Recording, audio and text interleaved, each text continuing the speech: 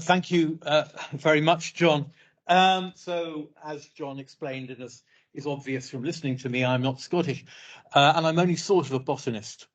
But somehow I found myself president of this wonderful organisation, and I want to mostly listen to what you have to say after I've given a brief introduction to the Botanical Society about what we should be doing. We've been going since 1836. And it's always good to look ahead as well as to look back. So looking back, kind of, that's what we look like on the web this week. But next week, we should look like that. And that's why I called this talk BotSoc.Scot ! Because our website is our public window. And in a sense, we have at the moment one of those windows was like the little shops you still see in certain parts of Edinburgh, which are very dirty, and they've got these sort of old stock and the prices are still in shillings and pence. Well, actually, I haven't seen one of those, but you know, that kind of thing. So we're going to go from shillings and pence to metric, and a lot else besides. So into this new website will come John Grace and his friends' wonderful Plant of the Week blog, so that will be in there. Richard Milne's really useful guides to beginning plant identification, and much else besides. So this isn't up just yet. We're testing it to destruction, but it will be shortly. If you're familiar with the old URL, which is quite long, we've shortened it to BotSoc.Scot. Whatever you type into Google, you'll find us, and that's what I want to do, because I know how boring it is to look at websites in talks. So I'll just pass on. So what does the Botanical Society of Scotland do? Many of you may know this already, but we do lectures third Thursday of every month in this room, thanks to RBGE. We publish a newsletter twice a year. We publish an academic journal, Plant Ecology and Diversity, and I'll come back to that journal in just a moment. We conduct projects such as the one you can see there, where people are doing pavement botany, but actually in the interest of the urban flora of Scotland, which has recently concluded. I'll just tell you more about that too in a moment. We contribute to policy. So I was involved a little bit in recently writing yet another letter explaining to the Highland, one of the Highland planning authorities, why applying golf course management to a Ramsar site at Coole would not improve its biodiversity.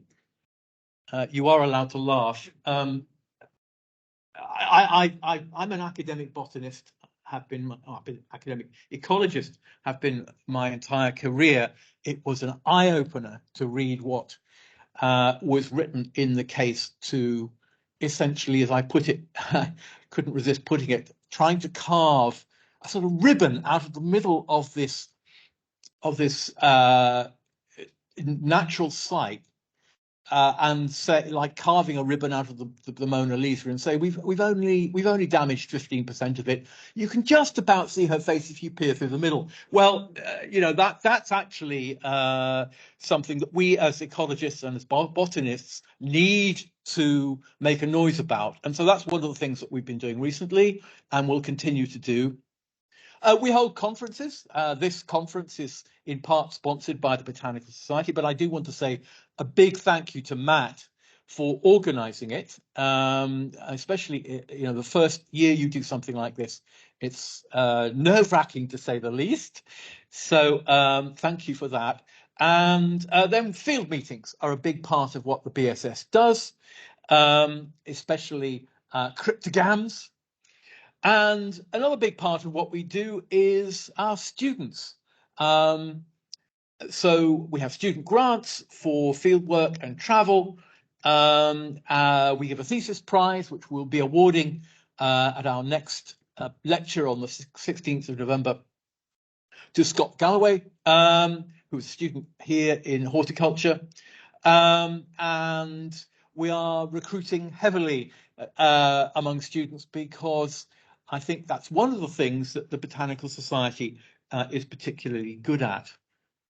So let me just tell you about the Urban Flora of Scotland for a moment. There was a conference about this, a 2-day conference less than a month ago, and its proceedings will be in the journal and also online. Is that correct, John? Published later next year. But whilst not as voluminous as the pillow book over there, is that a hint that it should be read in bed, the pillow underneath? I don't know. Anyway, while not as voluminous as the 20-year effort that went into the Atlas, we did spend 8 years. I say we, I don't actually mean me. I mean John and 40 other people, members of the Botanical Society, 8 years doing a survey of plants in urban areas of Scotland. Well, I mean, I already explained to you I don't come from Scotland, and it kind of seemed odd to me at first that Scottish botanists would choose urban environments to survey. But the results of this survey demonstrate how wise that was and how unenlightened I was to think it was odd, because there are about 400 towns of 1,000 or more people in Scotland, and we sampled over half of them. The dots in that map show you where they were sampled. 90,000 records were uploaded to iRecord, representing over 2,000 species. Of course, we know from earlier in the day that many of those will not be native. And 40 members of the society were involved. So this is one of the kinds of things that we do, and I don't know that we have a project quite as ambitious as that in planning at the moment, but if you have an idea for one, we'd like to speak to you about it, because I'm sure we can help. So, as I said, I'm an ecologist, and so I think in terms of niche space. And this is a kind of niche space view of what the Botanical Society of Scotland does in relation to other organisations, including BSBI, the Botanical Gardens, higher education, HE, and the conservation NGOs. And as you can see, I mean, this isn't a literal diagram. I don't know how you do that, but it does represent qualitatively what our relationship is, which is we overlap with all of them. And there's both an upside and a downside to that. The downside, of course, is, well, I think won't bother with the BSS. I'll just be a member of the BSBI. But the upside is that actually we do cover all of these things for one modest fee of £20 a year. So I had to say that. In fact, Maria reminded me that I should tell you that over here on this table, slightly out of view, unfortunately, are various things about the Botanical Society, including, I hope, a membership form. You go online, do it there, it's much better. So please have a look afterwards at that display. So what can we do? Well, I think in a moment I'm going to hand over to you to hear what you have to say about this. Somewhere there should be somebody with a roving microphone. Do we have that person? Oh, 2 of you. Fantastic. Okay. So I'm deliberately leaving as much time as I can to hear back from you, because I think that is the most useful thing that I could do. I've given you a brief overview. Many of you will be familiar already with the Botanical Society. But the question is, what's missing? What is it that we could do more of or do differently? And as this implies, everything we do is cooperative, right? And I'm a strong believer in that. Basically, you can achieve a lot more in collaboration than you can on your own. And so we will continue. It's redundant to say so, but we will continue to collaborate with anybody who has the same interests as us. And we describe ourselves as enthusiasts for plants and fungi. And that's all that's required, the enthusiasm. So let's hear from you now what you think we might be doing well, what we might do better, what we need to think about? Any ideas? This is like being in a student lecture, you know, where you. Yes, go ahead. I'm just wondering about plant blindness that has come up in multiple conversations on stage and people I've been chatting to. Wonder whether there'd be a good idea to be linking up with these organisations that aren't so botanically focused and trying to open their eyes, basically. Because I find that a lot of the time plants are seen as the habitat that provides for all the other cute, fluffy, flying, feathered things. Whereas if a lot of these organisations are more focused on restoring habitat with these native plants and seeing them and valuing them as wildlife, then you might see better sort of things being carried out in a better manner, basically. Yes. Is that something you do yourself? Try and raise people's awareness. I do try and people. Yeah. Okay. Well, we'd like to work with you, so perhaps you come chat. Well, I mean, I'm sorry, you're going to hear this a lot. Come and see me afterwards or drop me a line. Yeah.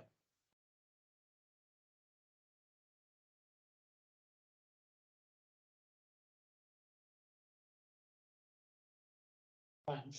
Just in connection with your niche diagram, there were other players in the niche diagram that weren't represented, such as British Mycological Society or British Biological Society and so on. I'm not sure whether they fall in conservation NGOs, but I suspect not.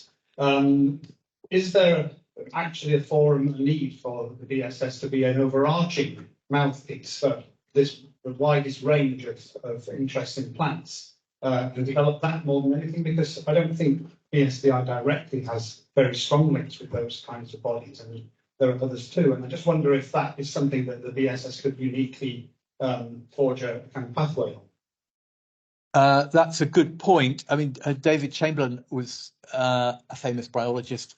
I needn't introduce you to if you are asking that question.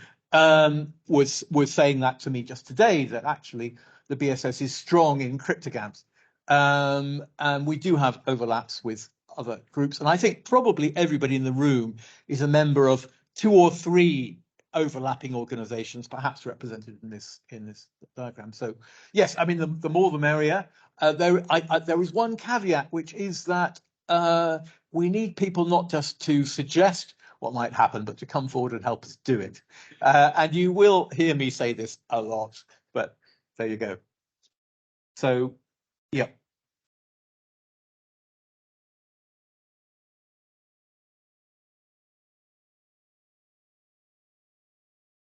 Hello, Hi. Michael Phillip, representing BSDI in the west of central Scotland.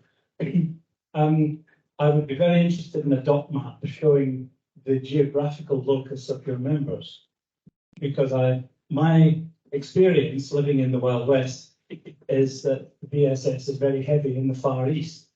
And as you know, there's this tartan curtain through the middle of Scotland, and never the twain shall meet. It was suggested that I could possibly assist the BSS to develop a bit in the West. And when I said what would be the incentive for that, the answer was, well, you could run some field outings. Well, over the last 3 years, each of the last 3 years, we have run more than 50 field outings, and I didn't really feel I could take on more. So I think there's maybe a geographical issue. Yeah, I think there is. And of course, the Botanical Society of Scotland was the Botanical Society of Edinburgh for its first 130 years of existence or something. I mean, so I was expecting somebody to say something like that. Maybe other people from other parts of Scotland will essentially echo what you've just said. And so your response was, well, what's the incentive? And are you saying that there wasn't one? You were doing it anyway? What are your? There wasn't an incentive to run more field outings because Right. So many already. Okay. What would you like us to do? What incentive are you looking? I mean, what incentive are you looking for? Personally, need one, but I'm just thinking if you want to expand as a society, maybe expanding geographically is something that you could look at. Yes, So with our new website, one thing we can do is we can advertise. If you wanted to, we could advertise the field outings that the field meetings that you're. Where you could be a sort of central place where you go to discover what field meetings there are in botany throughout the year. We could try organising those on a map. We could perhaps produce a calendar that links every. I mean, I'm just.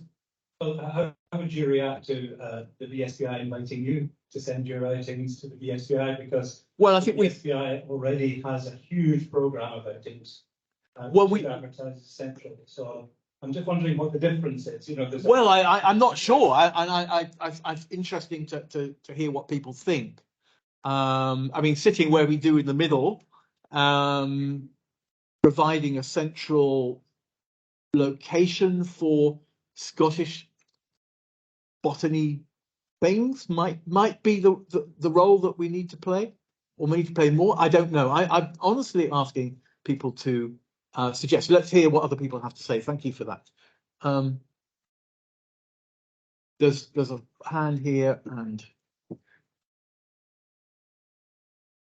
Yeah, Matt Hardy.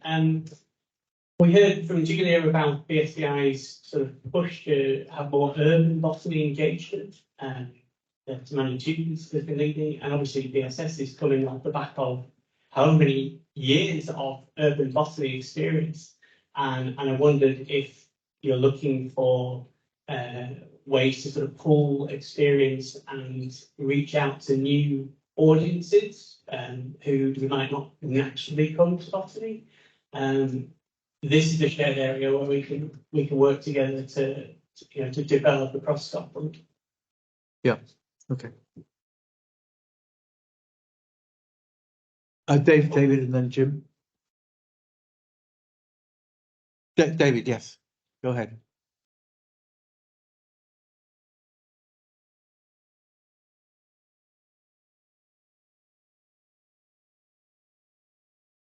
Thinking backwards to the BSS or the BBS, I never know which society I represent.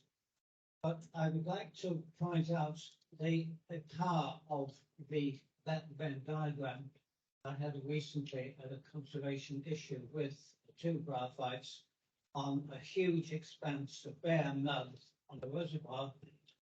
And the question was, who would back any policy decision made? It went through Nature.Scot, thank goodness, but it took me 3 years to persuade them they had a duty to follow that conservation issue. The fact is that we are, as that Venn diagram says, linked so much to other conservation NGOs, etc. We do have a specialist interest in the cryptogams, which isn't matched in the BSBI, but equally that I have done quite a lot of work on higher plants for the BSS or the BSBI. I just wouldn't know.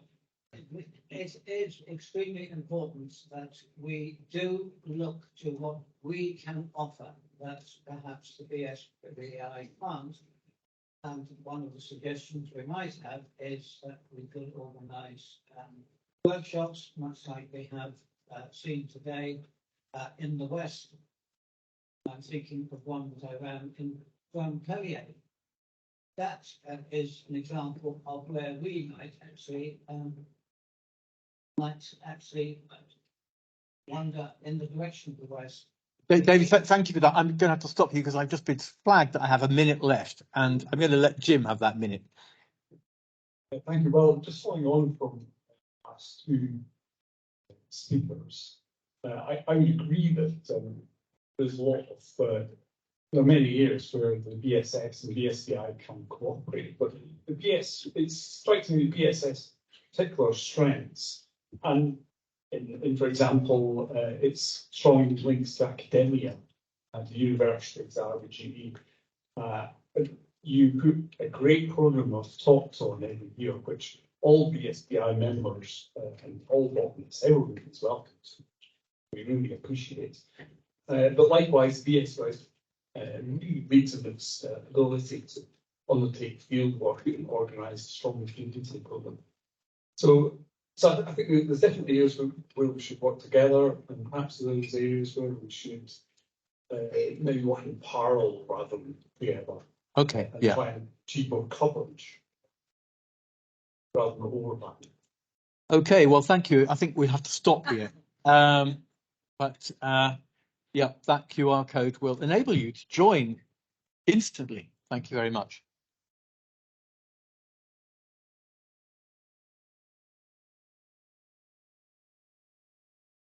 Well, thank you, Jonathan, and thank you for those who raised points. And I think someone is writing them down, and we're going to be discussing them quite soon. So our next speaker is someone who I don't actually know. Can he put his hand up so I can see him? Okay, Gus, it must be Gus Rutledge. Okay, now you apparently are well known through your contributions to Twitter. Am I allowed to say Twitter? Okay, Twitter. And he's also a photographer. He makes lovely photographs, and he enjoys going to the wonderful world of the very north of Scotland, where the flow country is. And I used to take students there, and I like it there too. So we have at least one thing in common. So the